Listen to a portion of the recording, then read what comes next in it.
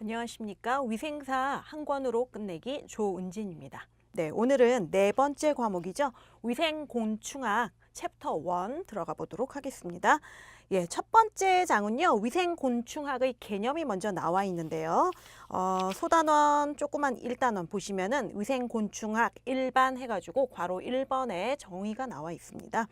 네, 인간의 건강을 직간접적으로 해칠 수 있는 그런 곤충을 연구하는 학문이 위생곤충학이다. 네, 이렇게 정의가 되어 있고요. 괄호 2번의 목적을 보시면요. 일단 그런 매개곤충과 인간 질병 사이의 역학적 형태를 규명한다. 밑줄 쳐주시고 1번 하나 써두시고요. 그리고 위생곤충에 대한 효과적인 구제 방법을 연구하는 거죠. 네, 밑줄 쳐주시고 2번. 그렇게 함으로써 최종적으로는 인류의 보건 향상에 효과적으로 기여. 네, 거기 밑줄 쳐주시고 3번 써주시면 되겠습니다. 그래서 역학적 형태 규명하고 구제법 연구하고 그 다음에 보건 향상에 기여하는 것이 위생곤충학의 목적이다. 이렇게 보시면 되겠고요.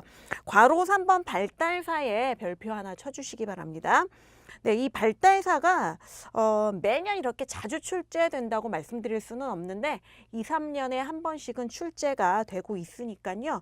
기억을 해주시고 네, 하나의 역사죠. 위생곤충학의 보시면은 1번부터 7번 동그라미까지 이렇게 있어가지고 시대별로 과거에서부터 최근에 이르기까지 이렇게 연도가 나와 있고 그 다음에 그 학자들 이름이 나와 있고요. 그 사람들의 그 입증한 사실들, 업적이라고 할 수 있죠. 그런 내용들이 나와 있는데 물론 연도까지 외워주시면 더할 나위 없이 좋겠지만 연도가 자체적으로 이렇게 문제 나오는 경우는 거의 없어요. 그렇기 때문에 연도는 빼놓고 그 사람하고 입증한 사실하고를 잘 매치시켜서 기억을 해주시면 되겠습니다. 자, 첫 번째 맨슨이 나와 있는데요. 맨슨 사상충이 모기 체내에서 감염 상태까지 발육한다라는 것을 처음으로 증명했습니다. 사상충. 예, 사상충 그러면은 기생충의 일종이죠. 그런데 이제 이 기생충이 우리가 알고 있는 일반적인 회충이라든가 요충 요런 기생충하고 다르게 아주 미세한 크기를 가지고 있어서 잘 보이지 않아요. 예, 맨눈으로 보일 수가 없고 림프절로 침투를 해서 상피증이라고 하는 증상을 유발하게 되는데요. 이 상자가 코끼리 상자예요. 그래서 코끼리 피부처럼 한 번쯤 코끼리 실제로 보셨죠? 보면은 이렇게 되게 두껍고 주름이 져 있으면서 코끼리 다리 떠올려 보시면은 투박한 그런 모습인데 그런 피부처럼 만드는 증상이 상피증입니다. 그래서 요 사상충이 모기 체내에서 감염까지 발육한다. 누가 알아냈다? 예, 맨슨. 기억해 주시면 되고 그 다음에 로스는요. 모기가 말라리아 전파한다. 학질모기라고 그러죠. 네, 말라리아 전파한다. 기억해 주시면 되겠고요. 이게 중국 얼룩날개 모기예요. 학질모기라고도 하고 중국 얼룩날개 모기가 말라리아 전파한다. 그 전까지는 몰랐던 사실인 거죠. 그 다음에 시몬드가 쥐벼룩이죠. 쥐벼룩이 흑사병을 전파한다라는 사실, 네, 패스트 전파 사실을 알아냈고 그 다음에 월터 리드가 황열이 이집트 순모기에 의한다. 순모기, 그 순모기가 전파시킨다. 기억해 주셔야 되고 니콜이 이가 발진티푸스를 전파한다. 네. 그 다음 브루스하고 나바로죠. 채채파리가 아프리카 수면병을 전파한다라는 거 알아냈고요. 그 다음에 클리랜드가 모기가 댕기열을 전파한다. 네. 그러니까 이게 물론 그 병하고요. 매개 곤충을 기억하시는 것도 상당히 중요해요. 뒷부분에서도 또 나오니까. 그래서 그것들도 기억하시되 여기서 조금 더 부담스러운 거는 이제 그거를 처음으로 알아내는 학자들까지 기억을 하셔야 되니까 글쎄 어떤 특별한 방법이 있다라고는 말씀을 못 드리겠지만 여러분 나름대로 앞에 한 글자씩 이렇게 띄어서 기억을 하신다든지 하여간에 모든 방법을 총동원하셔서 이 내용을 꼭 기억하고 계셔야 됩니다. 그래서 발달사 한번 봤고요. 그 다음에 소단원 두 번째 거 역할 및 반응을 한번 보도록 하겠습니다. 위생곤충의 역할 이렇게 되면요. 예, 나쁜 역할이 대부분이겠죠. 예, 위생곤충들이니까 질병을 매개하는 역할을 합니다. 그래서 1번 동그라미에 질병의 매개체 밑줄 꼭 쳐주시고요. 자, 그러면 위생곤충에 의한 질병 매개는 세균이나 뭐 리케차나 이런 것보다는 대부분이 바이러스 형태인 그런 균들, 바이러스라는 거. 뭐 말라리아, 황열, 사상충증, 흑사병 같은 거 전부 다 바이러스에 의한 거거든요. 그래서 그 바이러스를 옮기는 질병의 매개체로서 바이러스를 옮기는 역할을 하는 게 가장 많다라는 거. 예, 바이러스 하나 동그라미 쳐주시고요. 3번 동그라미는 읽어보시면 되겠고 뒷장으로 넘어가도록 하겠습니다. 괄호 2번 보시면은 위생곤충에서 오는 반응 이렇게 되어 있어요. 우리가 위생곤충을 접촉하게 됐을 때 혹은 이렇게 봤을 때 예, 어떤 공격을 당했을 때, 공격이라고 하면 좀 그렇지만 예, 어떤 일들이 일어나는지 그 뒷 반응들인데요. 첫 번째는 알레르기 반응이 일어날 수가 있어요. 우리 교재에 보시면은 동나방 가루가 이제 대표적인 예로 나와 있는데요. 예, 예전에 저 어렸을 때는 막 나방가루 손으로 만졌다가 잘못해서 눈 만지면 실명한다고 막 그런 이야기가 있을 정도로 동나방 가루에 대한 공포가 있었는데 실명은 아니지만 이 가루가 피부에 닿으면은 알레르기 반응이 일어날 수 있다라는 거 기억을 해주시면 되겠고요. 근데 이게 알레르기 반응이다 보니까요 개인차가 아무래도 있을 수 있겠죠. 예, 민족적으로도 차이가 날 수도 있고 개인차가 날 수도 있다. 그래서 알레르기 반응은 네, 절대적인 거는 아니죠. 그런 부분까지 감수성이 다르다라는 거 기억해 주시면 되겠고 그 다음에 두 번째는 곤충 공포증이 있어요. 이렇게 물방울무늬나 동그란 원형 여러 개 있는 거 환공포증 있는 것처럼 곤충을 보는 것만으로도 두려워하고 어떤 정신분열증을 보이는 그런 환자들이 있으니까 곤충 공포증 네, 아주 혐오감이 깊어서 나타나는 거죠. 그래서 그런 증상도 있고 피부염이 있다. 네, 3번과 4번이 위생곤충에서 오는 반응들 중에서 가장 흔한 반응인 것 같아요. 예, 뭐 이나 벼룩이라든가 무슨 또 뭐 있죠? 모기, 파리도 무는 것들 있잖아요. 그런 벌레들한테 물렸을 때 가렵죠, 일단은. 그리고 어떤 거는 심하면은 아픈 경우도 있어요. 제가 이제 잔디밭에 앉았다가 다리를 커다란 이런 그 잔디밭에 있는 커다란 까맣고 큰 개미들 있잖아요. 그 개미한테 어떻게 물린 적이 있었는데 걔는 아프더라고요. 예, 어떤 벌레들은 아파가지고 그렇게 땅땅하게 부어서 예, 청바지를 못 입고 추리닝을 입고 다녀야 할 정도로 그렇게 부은 적이 있었거든요. 그래서 그렇게 물렸을 때 아프고 가려운 거 그리고 더 이제 가려워서 긁다 보면은 2차 감염이 또 될 수도 있죠. 네, 그래서 그런 피부염들도 위생곤충에서 올 수 있는 반응이고 그다음 네 번째는 식품의 오염이죠. 예, 우리가 흔히들 알고 있는 그런 위생곤충들 파리, 쥐, 뭐 벼룩 이런 것들이 바퀴 식품의 이물질을 혼입시키거나 혹은 이제 분뇨나 오물 등에 앉았다가 다시 윙 날라서 이동을 해가지고 뭐 식품에 앉든 어디 다른 곳에 이렇게 앉아가지고 그런 불결한 것들을 옮겨 전파시키는 그런 손실들, 그래서 식품 오염 예, 이렇게 네 가지를 들 수가 있습니다. 그래서 그 내용들 살펴봐 주시면 되겠고요. 그 다음에 소단원 세 번째 거는 곤충의 피해죠. 네, 곤충의 피해는요, 우리 교재에는 크게 이제 직접 피해와 간접 피해 두 가지로 나와 있는데요. 조금 더 확장시켜서 생각을 해보시면은 세 가지 유형으로 나눌 수가 있습니다. 그 옆에 곤충의 피해 그 옆에 좀 빈칸이 있으니까요. 왼쪽 날개에 써두시든지 하나 써두시면 좋겠어요. 곤충의 피해. 그래서 얘는 크게 이렇게 나누는데 우리 교재에 나와 있는 것처럼 직접적인 피해가 있고요. 글씨를 못 쓰네요. 예, 직접적인 피해. 그 다음에 간접적인 피해가 있죠. 간접적인 피해. 그 다음에 세 번째 거도 피해예요. 예, 이렇게 직간접적인 피해는 아니지만 성가신 거. 네, 그 곤충이 있음으로써 성가심, 귀찮음, 혐오감을 느끼는 거죠. 불쾌, 혐오감, 혐오와 불쾌감을 느끼는 거.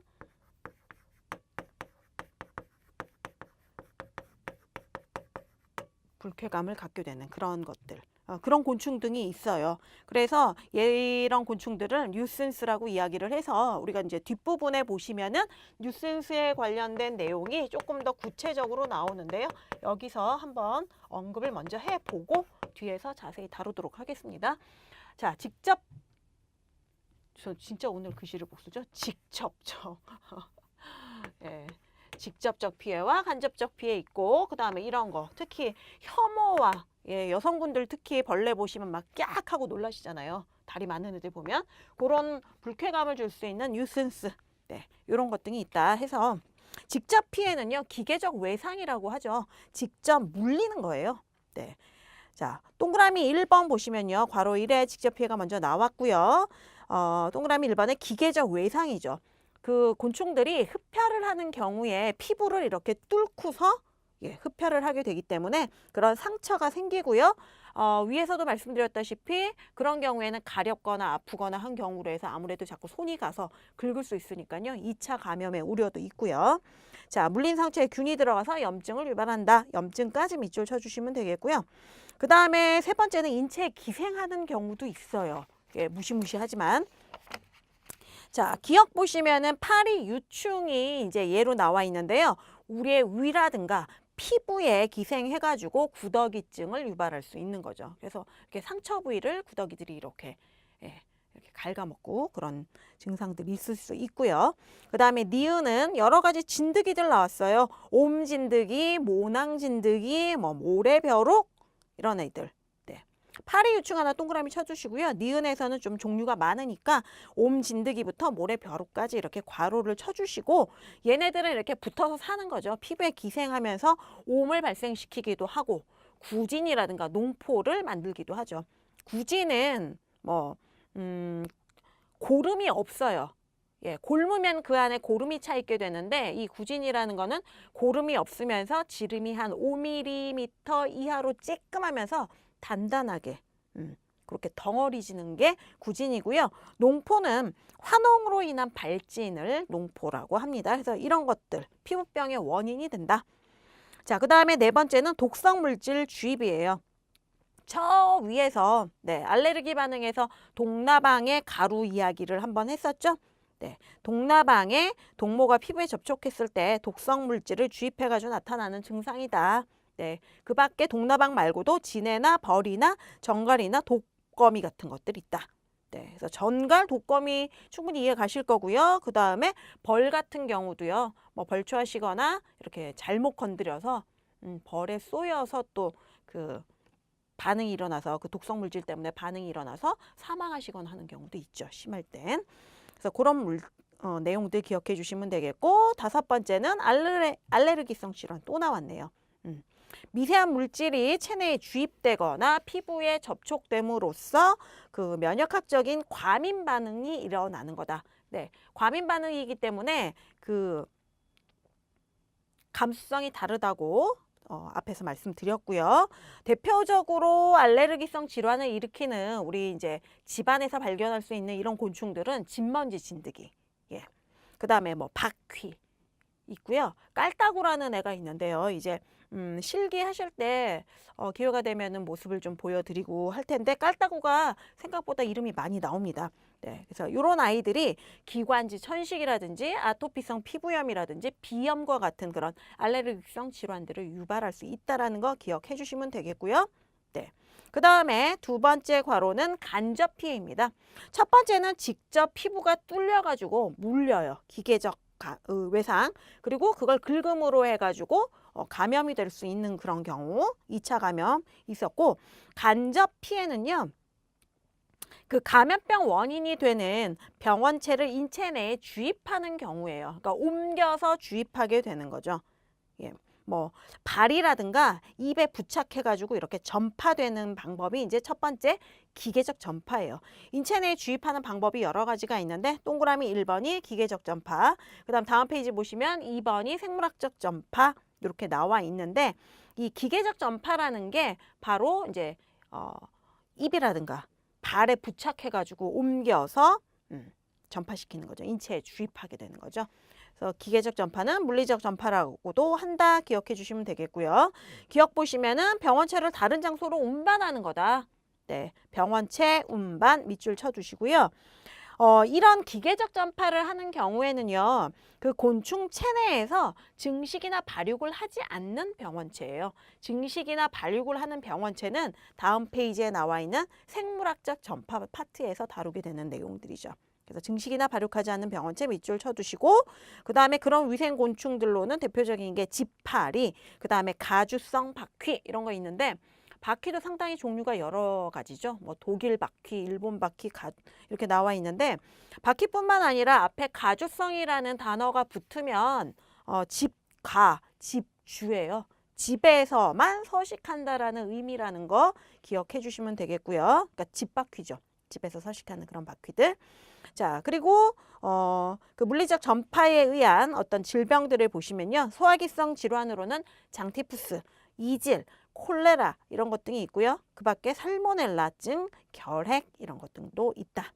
기억해 주시면 되겠고, 당연히 이제 곤충이 어떤 병원체를 감염시켜가지고 어떤 질병을 일으키게 하는지 그것도 잘 물어볼 수 있으니까 기억해 주셔야 됩니다.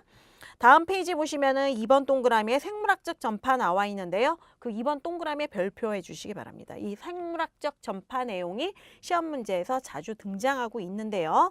자, 기억 보실게요. 곤충 체내에서 일단 발육이라든가 증식을 하는 그런 생물학적 변화로 인해서 인체에 감염시키는 거예요. 단순히 운반만 해가지고 감염시키는 그런 물리적 전파하고는 다르게 곤충 내에서 얘네들이 발육하거나 증식해야 된다. 그게 이제 전제 조건이 되겠죠. 그래서 그 감염성 질병의 병원체를 획득해가지고 딴 사람한테 자꾸 옮겨가게 되는 거죠. 네 가지 유형이 있어요. D급부터 B급까지 간접적 피해에서 생물학적 전파, 특히 생물학적 전파 기억하시라 그랬죠? 생물학적 전파에서 자, 우리 책에 보시면 D급부터 B급까지 D급부터 B급까지 유형이 이렇게 나와 있는데요. 그거를 이제 구분을 잘 하셔서 어떤 질병이 누구에 의해서 어떤 형태로 생물학적으로 전파되는지를 기억하셔야 됩니다. 자, D급 보시면은 첫 번째가 증식형이에요. 증식 그러면 수적으로 늘어난다라는 걸 의미하니까 눈치를 채셨겠지만 이 병원체가 수적으로 증식한 후에 전파되는 거예요. 그래서 첫 번째 점에 수적으로 증식 후 전파 밑줄 쳐두시면 되겠고요. 그런 식으로 전파되는 병이 흑사병이 있어요. 페스트라고 불리우는 거. 네, 쥐벼룩에 의한 거고요. 네, 제가 여러 번 말씀을 드릴 테지만 여러분들도 그때그때 제가 말씀드릴 때마다 써 가시면서 외워주시면 훨씬 더 빨리 외우실 것 같아요. 그래서 흑사병은 쥐벼룩에 의한 거다. 그 다음 발진 티푸스는 이에 의한 거예요. 이 몸 안에서 그 병원체가 증식해가지고 이들이 사람을 딱 물므로써 그 병원체를 증식한 후에 사람 몸에다가 이렇게 옮겨가게 되는 거죠. 그 다음 발진열은요 벼룩이고요. 그 다음에 뇌염, 황열은 목입니다. 그 다음에 제기열이 다시 이고요. 댕기열도 이다. 이렇게 기억을 해주시고, 그 다음에 리을의 발육형은요. 증식은 안 해요. 수적으로 늘어나지는 않는데 이제 크기가 커지는 거죠. 애가 잘 쑥쑥 자라는 거죠. 자, 병원체가 밑줄 쳐두시고 발육만 하는 경우 뒷부분에 밑줄 쳐주시기 바랍니다. 대표적인 게 사상충증이에요. 사상충증 아까 말씀드렸죠. 사상충증. 사상충이란 게 기생충 일종으로 상피증을 이렇게 발현시키는 그런 질병이다 이야기를 했었고요. 사상충증 목입니다. 그 다음에 로아사상충은 등에 의한 거예요. 등에는 벌스럽게 생겼는데 벌하고 좀 달라요. 통통하게 생겨가지고 그래서 등에 있다 하고, 미음은요 발육 증식형이에요. 발육도 하면서 증식도 되고 수적으로 늘어난 것들이 이제 자라가지고 전파되는 거죠. 자, 증식과 발육을 함께 밑줄 쳐두시고요. 말라리아가 여기 있고요. 모기에 의한 거죠. 말라리아 맨 앞장에서 말씀드렸었는데 무슨 모리? 모기? 중국 얼룩날개 모기. 네, 기억해 주시면 되겠고, 그 다음에 이제 수면병, 채채파리죠. 네, 이거 이제 수면병은요, 다르게 표현하면은 그냥 수면병이 아니라 아프리카 수면병이라고도 이렇게 표현이 되니까 그거 잘 기억을 해 주시면 되겠고, 그러면은 앞에 것도 한번 물어볼게요. 그 말라리아가 모기에 의해서 전파된다라는 사실을 처음 알아낸 사람은 예, 로스예요. 그 다음에 또 뭐 있었죠? 치체파리가 아프리카 수면병을 전파한다라는 사실은 브루스, 예, 브루스나 나바로 예, 찾아주시면 되겠고요. 이 아프리카 수면병 채채파리에다가 한 번 더 밑줄을 쳐놓고 별표를 쳐주시는데요. 얘네들은 좀 생식 방법이 독특해요. 예.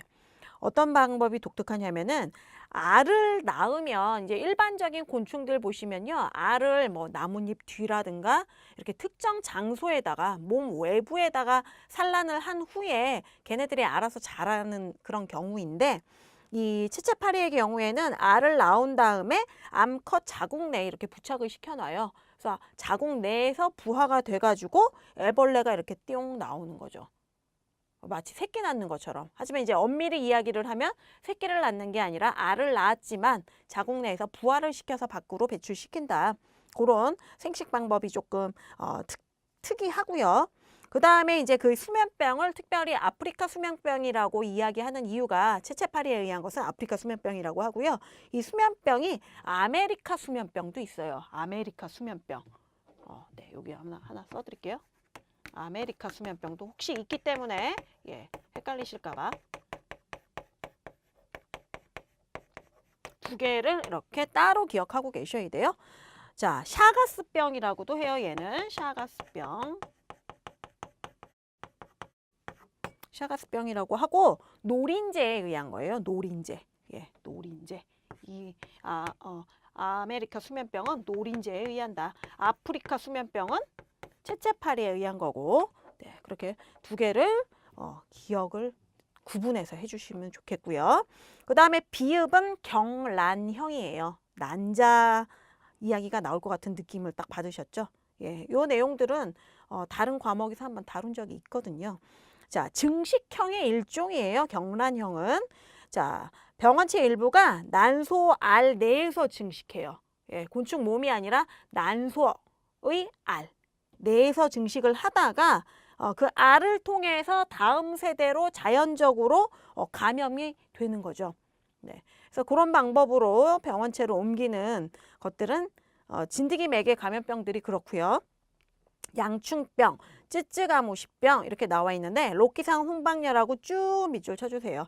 예, 양충병과 로키산 홍반열은 모두 다 진드기에 의한 거고요. 네, 그 앞에 진드기 매개 감염병 해가지고 대표적으로 이제 진드기 얘기가 나왔는데 대표적인 병이 양충병과 로키산 홍반열이다. 해가지고 생물학적 전파의 타입 4가지 기억해 주시면 되겠고요. 괄호 3번에 중간 숙주 가기 전에 이제 요 내용 얘기해 드릴게요. 네. 우리 책에는 없지만 제가 한 개 쓴 거 뒤에 나온다고 말씀드렸어요. 귀찮고 보기만 해도 그냥 싫은. 네.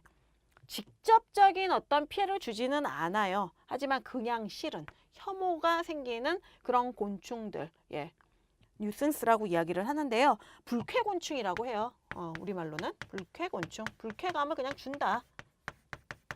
어떤 것들이 있는지 얘를 좀 기억을 하셔야 되는데요. 얘는 좀 개인차가 되게 커요. 불쾌증이라는 게 개인차가 있는 거기 때문에 저 같은 경우는 모기, 파리, 뭐 이런 바퀴벌레 말고는 곤충을 좋아하는 편이라서 예, 이 뉴센스가 저한테는 해당이 안 될 수도 있는 거거든요. 하지만 이제 유독 다리 많은 거 싫어하는 사람들, 요런 사람들은 더 많이 그걸 느낄 수가 있겠죠. 그래서 나방파리라는 게 있고요. 나방파리. 직접적인 피해는 없지만 그냥 싫다. 근데 사진에 보면 저는 얘가 귀엽더라고요. 노린재. 그 다음에 깔따구가 여기 또 나와요. 깔따구. 깔따구 아까 알레르기를 유발할 수 있다고 했지만 깔따구는 불쾌곤충으로 이제 이미 분류를 많이 시켜 놓으셨어요. 왜? 알레르기성 질환은 감수성에 따라서 일어날 수도 안 일어날 수도 또 있으니까요. 그 다음에 이제 귀뚜라미. 귀뚜라미가 좀 여러 마리 있으면 징그럽기는 하더라고요. 그래서 그런 거. 나한테 피해는 안 주지만 물거나 하지는 않지만 귀뚜라미 보는 거 싫다. 예, 이렇게 한 4개 써드렸어요. 나방파리, 노린재, 깔따구, 귀뚜라미.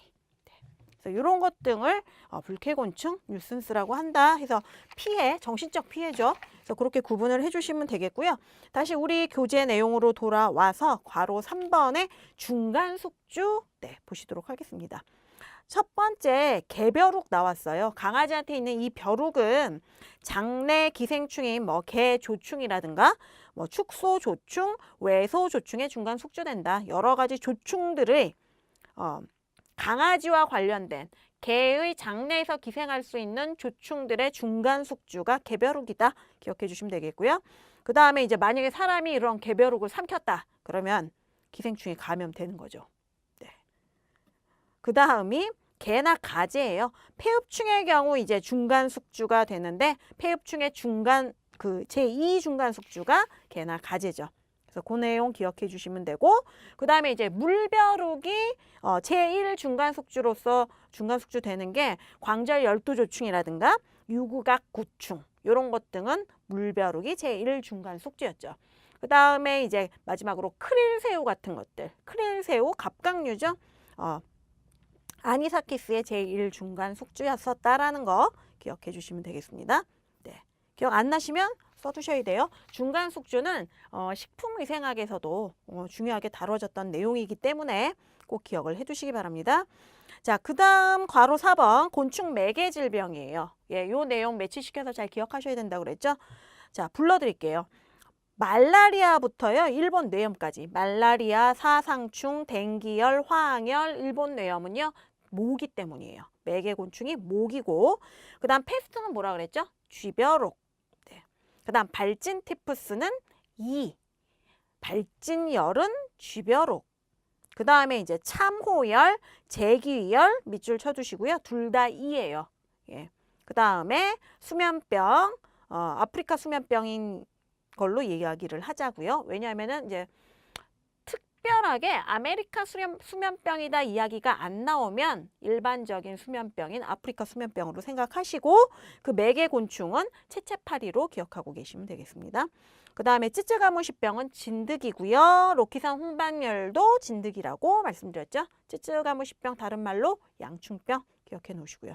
제가 이제 그냥 우리 교재에 나와 있는 질병 순서대로 말씀을 드렸는데요.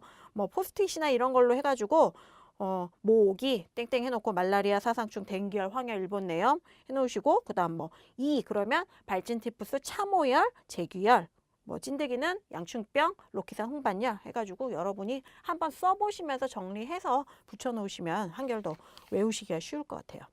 자, 그 다음에 이제 옆에 참고문항에 알아두기 보시면은 댕기열도 하나 나와 있어요. 댕기열도 모기가 옮기는 거다. 그 이집트 순모기였죠. 기억해 주시면 되겠고 자, 네 번째 소단원은 방제 방법입니다. 네, 이 내용은 지울게요. 방제. 이제 여러 가지 곤충을 봤으니까 얘네들을 없애려면 어떻게 해야 되냐. 일단 하나 팁을 드리자면은 이제 방제 방법에 관련된 내용의 시험이 나오면 자, 가장 완벽한, 가장 이상적인, 영구적인 그런 방법은 뭐냐? 그러면 환경 정비라는 거. 네, 얘가 내가 약을 쳐가지고 어떤 도구를 이용해서 방제를 하는 것보다는 환경을 깔끔하게 해서 아예 이런 위생곤충들이 근접하지 못하고 나랑 접촉할 기회를 없애버리는 게 가장 좋은 방법인 거 기억해 놓으셔야 됩니다. 방제 방법 중에 제일 좋은 방법, 영구적이고 이상적인 거 뭐다? 그러면 환경 정비라는 거 일단 머릿속에 넣어주시고 괄호 1번의 방제의 의의를 한번 보실게요. 자, 해충에 의해서 나타나는 그런 피해를 방지하기 위해서 자, 중간부터 밑줄 쳐보실게요. 국민보건상의 문제를 유발하지 않는 수준으로 개체수를 관리하는 거다. 거기까지 되게 구체적이죠. 그래서 다른 말로는 해충 구제라고도 하고 구서라고도 하고 구제 그냥 구제라고도 한다. 방법은 물리적, 화학적, 그다음 생물학적, 통합적 방법이 있어요. 앞에 물리적 동그라미, 화학적 동그라미, 생물학적 동그라미, 통합적 동그라미. 그래서 이런 네 가지 방법이 있다라는 거 기억하시면 되겠고 뒷면으로 이렇게 한 장 넘기시면요. 구체적으로 내용이 나와요. 괄호 2번에 물리적 방법 딱 하면은 환경관리가 첫 번째 나오죠. 환경관리 동그라미 쳐주시고요. 네. 이 매개 곤충들의 번식을 예방하거나 번식되더라도 아주 조금만 될 수 있도록 자, 매개종의 번식을 예방하거나 최소화 밑줄 쳐주시고요. 그리고 이런 곤충들하고 사람하고 접촉이 안 되면 질병이 확산되지 않겠죠. 자, 두 번째 줄에 접촉 감소 그런 것들을 위해서 환경 요인 또는 환경을 아주 위생적으로 관리하는 그런 변경하는 방법이다. 네, 그렇게 나와 있어요. 자, 그 다음에 기억 보시면은요. 기억 맨 뒷줄 가장 이상적이고 항구적인 방제 방법이다. 무엇이? 환경 관리가. 예, 그 부분 밑줄 쳐놓고 별표해 놓으시고요. 자, 그 다음에 니은은 물리적 변경 이렇게 됐어요. 주변 환경을 이제 변경시키는 건데요. 자, 서식처 제거 밑줄 쳐두시면 되겠죠. 예, 그리고 뭐 아예 확 제거하거나 아니면은 서식처를 없애지 못하는 그런 경우도 있죠. 예, 그럴 때는 그 발생하기에 불리한 여건으로 만들어주는 게 물리적 변경이다. 네. 자, 그럼 물리적 변경 알아두기 위해서 한번 예를 한번 보실까요? 뭐 저지대에 매립하거나 배수가 원활하게 이렇게 물이 고여있지 않으면요. 그 매개 곤충들의 유충이라든가 물에다 알낳는 애들 있잖아요. 그런 것들이 이렇게 쓸려 내려가니까요. 원활한 배수, 그 다음 침수 지역을 개선시키는 거. 그 다음 뭐 물의 유속증대, 뭐 원활한 배수하고 조금 비슷하죠. 물이 흐르는 걸 빠르게 흐르면은 다시 쓸려 내려가니까요. 그 다음 관계수로 정비, 개선, 네, 하수도 준설, 자풀도 제거한다. 이런 것들이 물리적 변경의 구체적인 예입니다. 자, 그 다음에 동그라미 2번 한번 볼게요. 환경위생의 개선 목표. 예. 환경위생을 하는 목표가 뭐냐? 자, 그 뒤에다 밑줄 쳐보십니다. 사람과 매개종과 병원체의 접촉 빈도를 낮추는 거죠. 예, 접촉 안 하면 아까 말씀드린 대로 감염되지 않고 병이 걸리지 않아요. 네. 그래서 방제 효과를 높이게 되는 거다. 접촉 빈도를 낮춤으로써 방제 효과를 높이는 거다. 자, 그래서 환경위생의 첫 번째 기억 보시면 청결이죠. 네. 번식의 분리예요. 우리 깨끗하면 기분도 좋지만 이런 균들은 그런 환경을 싫어하니까 번식에 불리하기 때문에 청결을 유지해야 되고 그 다음 쓰레기 처리를 잘해야 된다. 네, 뚜껑이 있는 걸로 처리하고 뭐 매주 1회 정기적으로 수거 그리고 음식물 쓰레기 요즘에는 따로 수거해서 버리니까 그 음식물 쓰레기를 주의해야 된다. 네, 뭐 벌레도 벌레지만 잘못하게 되면은 쥐라든가 뭐 아주 크게 나쁘게 작용할 수가 있죠. 음식물 쓰레기 자체를 활용하는 것들이 너무 많아서요. 그 다음에 동그라미 3번에 트랩 나와요. 트랩. 네, 덫이죠. 덫. 네. 트랩을 이용을 하는데 이게 이제 100% 좋다고만은 이야기할 수가 없어요. 종류나 설치 방법에 따라 효과가 달라질 수 있겠죠. 당연히. 네. 한정된 공간 내의 곤충이라든가 쥐 방제에 이용한다. 네. 그 다음 니은의 수동적 방제 방법 밑줄 쳐두시고요. 뭐 방제 대상이 너무나 번식력이 뛰어난다. 그러면은 뭐 한두 개의 트랩 가지고는 택도 없죠. 그래서 그런 방법들이 있다라는 거. 물리적 방법에 그렇게 세 가지. 환경 관리, 환경위생 개선 목표 한번 보셨고요. 그 다음 트랩까지 보셨어요. 그러면 이제 물리적 변경 보신 거 그 밑에 것도 한번 확인해 볼게요. 알아두기 다시 돌아가면 환경위생의 개선의 예, 뭐 청결, 쓰레기 처리하는 거 교재에 나와 있었고요. 그 밖에 이제 방충망이라든가 모기장 사용하는 것도 환경위생을 개선하는 방법 중에 하나고 퇴비장 개선하는 거는 상당히 중요하죠. 자, 트랩 하면은 이제 또 이 뭐지? 하수도에서의 트랩을 생각하시면 안 됩니다. 네, 이거 대표적인 거 쥐덫 같은 거예요. 끈끈이 줄이라는 거 있는데요. 끈끈이 줄이라는 거 기억하시는지 요즘에도 이렇게 지방에 가게나 이런 데 가면 볼 수 있어요. 이렇게 원통형으로 돼 있는데 쭉 늘리면은 예, 무슨 테이프 같은 게 돌돌돌돌 말려서 이렇게 나와요. 그래서 밑에 이렇게 매달려 있는데 여기 보면은 막 팔이 매달려 있고 이런 식으로 날아다니다가 날벌레들이 많이 붙어 있죠. 그 다음에 쥐틀. 네, 전통적으로 이렇게 통과제리 같은 거 보시면은 우리나라는 치즈를 사용하지 않지만 거기다 먹이를 딱 걸어줘서 먹이를 빼려고 하는 순간 뚜껑이 탁 닫히는 거. 그런 것도 있고요. 최근에는 약국에서 파는 쥐틀을 과거에 제가 좀 써본 적이 있었는데 이렇게 돼 있어가지고 여기가 되게 끈끈한 걸로 돼 있어요. 요 위에다가 먹을 거를 이렇게 딱 올려놓으면은 쥐가 뿌르르 왔다가 예, 붙어가지고 털이 붙어서 움직이지를 못해요. 근데 이제 너무 무서워가지고 살아있는 동안은 얘를 치우지를 못했었는데 서서히 이렇게 마치 체액이 다 빠져나가는 것처럼 빼짝 이렇게 말라서 천천히 죽어가더라고요. 네, 그런 것들도 있고 그다음 파리통. 바퀴트랩은 뭔지 아시죠? 뭐 컴배트 이런 식으로 해가지고 까만색의 이런 뒤에 부착할 수 있는 테이프 있어서 뭐 싱크대 밑이라든가 이런 데 부착을 해놓으면 요에 이렇게 밑에는 뚫려 있잖아요. 바퀴들이 들어갈 수 있게. 먹이를 먹고 돌아가면 이렇게 번져가지고 다 죽는다. 그런 광고 보신 거 기억이 나실 것 같아요. 그래서 바퀴트랩 있고 뭐 유문등, 살충등 있는데요. 이런 거는 날벌레를 잡기 위한 그 야행성 날벌레 잡기 위한 그런 등들인데 살충등 같은 경우는 뭐 음식점이라든가 거리, 공원 같은 데서 이렇게 푸르스름한 색깔을 내는 그런 등 보신 적 있을 텐데 야행성 곤충이 좋아하는 그런 350에서 370 나노미터의 그런 푸른색 그 파장의 등이에요. 자, 그래가지고 얘를 유인하는 거죠. 예, 유인해서 전기로 태우게 되는 그런 거. 아니면 그 망 속에 들어가서 못 나와가지고 죽게 되는 그런 원리를 이용한 거고요.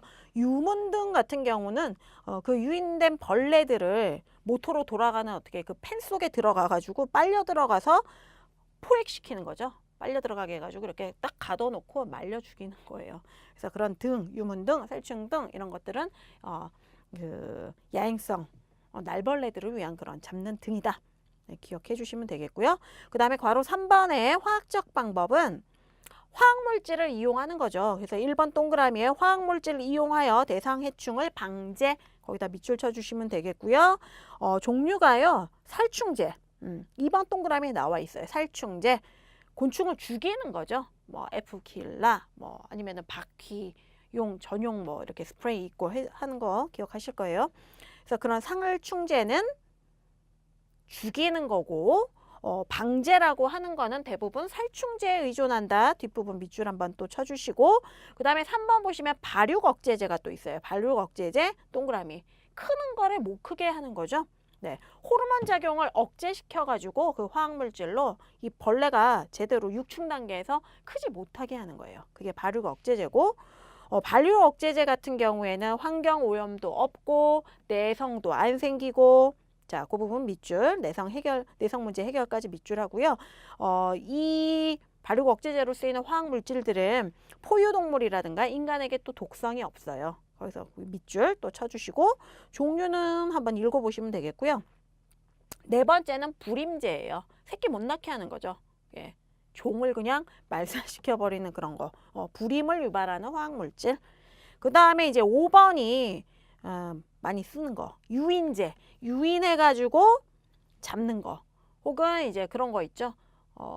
어디 야외 활동할 때 모기 기피제 또 조그만 스프레이로 해가지고 이렇게 뿌리는 거 있잖아요. 싫어하는 것들 그런 물질로 뿌려줘가지고 피하게 하는 거. 천연적인 걸로는 계피 같은 거 이용하시면은 기피제로 쓰실 수 있다고 합니다. 그래서 그런 종류들이 있다.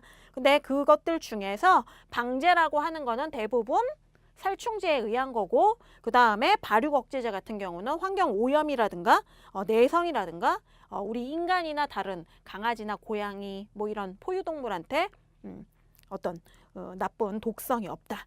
그런 특징들 잘 기억해 주시면 되겠고요. 그 다음에 네 번째는 생물학적 방법이에요. 이거는 살아있는 것을 살아있는 것으로 천적 이용하는 거죠. 천적 이용 밑줄 쳐두시고 포식동물을 이용하거나 이제 천적들의 예죠. 병화성 미생물을 또 이용하는 것도 있고 불임 수컷을 이렇게 방산 불임 임신 능력이 없는 그 수컷들을 이렇게 퍼뜨리는 거예요. 하나하나 보시면 이제 2, 3, 4가 각각의 예에 관련된 설명인데요. 포식동물 이용은 그 모기 유충 잡아먹는 물고기 같은 아이들, 혹은 뭐 잠자리의 자충, 뭐 딱정벌레 유충, 잠자리 자체, 거미나 쥐를 잡아먹는 뱀, 뭐 고양이, 쪽제비 이런 애들을 풀어놓는 건데 여러분들 생각하시기에는 어떤 방법이 제일 좋은 것 같아요? 물고기가 그나마 좀 제일 나은 것 같죠. 뱀이라든가 고양이라든가 쪽제비 같은 것들은 이렇게 육식 내지는 잡식성을 보이는 거기 때문에 너무 개체수가 늘어날 때는 또 생태계의 균형을 깨트릴 수 있기 때문에요. 가장 좋은 방법은 물고기예요. 물고기. 네. 알아두기 보시면은 생물학적 방법이 가장 널리 사용되는 거는 물고기다. 모기천적 물고기다. 뭐 미꾸라지나 송사리, 외물개, 미꾸리 이런 것들을 사용하고 있다. 기억해 주시면 되겠고, 병화성 미생물 이용은요. 모기 유충 죽이는 선충류, 뭐 원생 동물류, 곰팡이류 이런 것들 사용하는 방법이 있고, 불임수컷 방사는 방사선 조사로 인해서 불임을 만드는 거죠. 그래가지고 방사시키는 방법이 있다. 예, 짝짓기를 하더라도 이제 얘는 번식의 능력이 아예 없는 거죠. 다음 페이지 보시면은 통합적 방법입니다. 네. 한 가지만 가지고는 원하는 효과를 낼 수가 없어요. 그래가지고 그런 물리적, 화학적, 생물학적 방법들 중에서 좋은 것들을 서로 잘 이렇게 협조가 돼가지고 상승 효과를 얻을 수 있는 그런 것들을 골라서 2개 이상으로 사용하는 방법이라고 생각하시면 되는데요. 자, 보시면은 매개종 발생을 효과적으로 억제할 수 있으면서 경제성을 고려한 그런 기술과 관리의 이용을 뜻하는 거다. 자, 보시면은 뭐 개인 방어, 서식처 관리, 발생원을 제거하는 거, 살충제 사용하는 거, 천적 이용하는 거, 훈련과 교육 이런 것들을 잘 조합시켜 가지고 사용하는 거죠. 자, 그래서 3번 동그라미의 요 통합적 방법의 필수 조건 한번 보실게요. 기억 한번 밑줄 쳐주세요. 2가지 이상의 방제 방법을 적용하는 건데, 통합적인 방법이라는 거는 한 사용법이 다른 한 사용법을 적용할 수 있는 그런 사용법이어야 되죠. 하나를 씀으로써 내가 다른 방법을 하나 더 쓰고 싶은데 걔를 사용할 수 없는 것들은 같이 통합적으로 사용할 수가 없다라는 거죠. 그리고 서로 방해 요인으로 작용하면 안 되고요. 그 다음 매개종에 대한 어떤 정확한 지식이 있어야 돼요. 여러 가지를 통합해서 쓰려면. 그리고 거기에 따른 사람한테 미치는 영향도 알아야 되기 때문에 방제 현장의 특성을 고려해야 된다. 그 부분 또 하나 밑줄 쳐두시면 되겠고, 우리가 이제 수용할 수 없는 부작용이 발생할 수 있는 그런 방법은 쓰면 안 되겠죠. 쓰면. 그리고 아무래도 경제적인 면도 고려해야 한다. 그래서 그 부분까지 확인하시면 되겠고요. 한 장 넘겨주시면 이제 챕터 2인데 곤충의 분류와 형태입니다. 예, 방제라든가 뭐 그 다음에 이제 위생곤충이라든가 하는 것들 전반적인 내용 한번 살펴보셨는데, 이제 여기서부터 또 모르는 낯선 단어들, 예, 그리고 조금 까다롭게 생각되는 그런 부분들이 이제 나오는 게 챕터 2부터예요. 그래서 일단은 우리가 이제 실기에 들어가기 전에 필기 내용에서 개괄적인 내용을 잘 파악하신 후에 실기 때는 이렇게 같이 슬라이드라든가 그림, 사진, 그걸 활용해서 시험을 또 보게 되니까요. 그런 자료들을 보시면서 한 번 더 다져주는 그런 시간을 가질 거고요. 네, 오늘은 소단원 첫 번째에 곤충의 분류 정도만 간단하게 한번 보시도록 하겠습니다. 네, 곤충은요, 다른 표현으로 하면 절지동물이라고 부르죠. 절지. 예, 다리 지자인데 그게 이렇게 절지. 구분이 이렇게 딱딱딱딱 나눠져 있는 그런 동물들. 마디 있는 동물들이죠. 자, 첫 번째 줄 보시면요, 이제 막 한문 영어로 막 나와 있는데요. 큰 단위부터 작은 단위로 이렇게 나열돼 있어요. 근데 저는 작은 거부터 구체적인 거부터 이제 크게 가는 걸 좋아해서 종속, 과목, 강문, 개 이렇게 외웠거든요. 네. 큰 쪽으로 외우시든 작은 쪽에서 이렇게 반대로 외우시든 그건 상관이 없지만 어떤 게 큰 분류고 어떤 게 작은 분류인 거는 꼭 기억을 하셔야 되죠. 그래서 종으로 가면은 이제 스피시스 해가지고 제일 작아요. 분류의 기본 단위다. 기억해 주시면 되고요. 하나하나 보시면은 개. 우리는 동물개냐 식물개냐 이렇게 나누는 거죠. 크게 생물들은. 그래서 동물들이다. 곤충은 동물개다. 그리고 문 보시면요. 절지동물 문이에요. 거미, 개, 새우, 진해 같은 것들을 다 포함하고 있고요.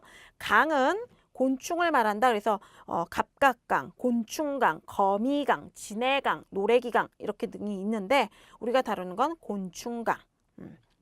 뭐 거미강에 들어가는 그런 위생 곤충들도 있죠. 진드기 같은 애들은 있으니까요. 그래서 이렇게 강으로 또 나누고 곤충 자체를 말하는 거다.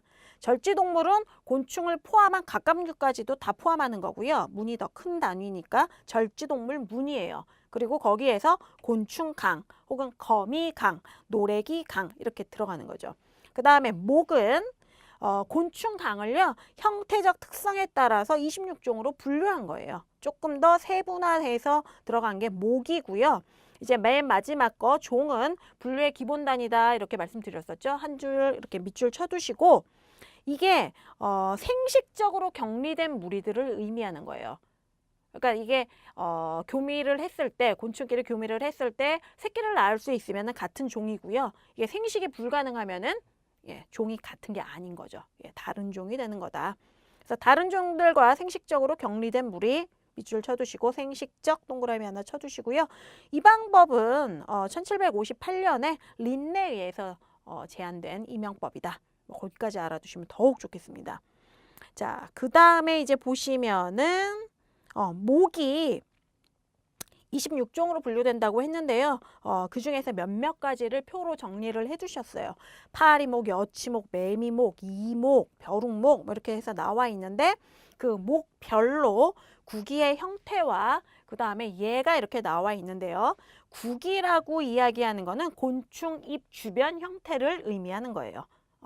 잠깐 옆쪽을 살짝 보시면은 이제 그 구기의 형태에 관련된 게 외부 형태에서 다뤄지게 될 건데요. 이 내용은 다음 시간에 할 거거든요. 그래서 그 부분은 구기는 입 주변 형태다. 그리고 그 목에 따라서 구기의 형태가 또 달라진다라는 것까지 기억을 해주시고 각각의 얘가 이렇게 쭉 나열되어 있는 거 보시면 되겠습니다.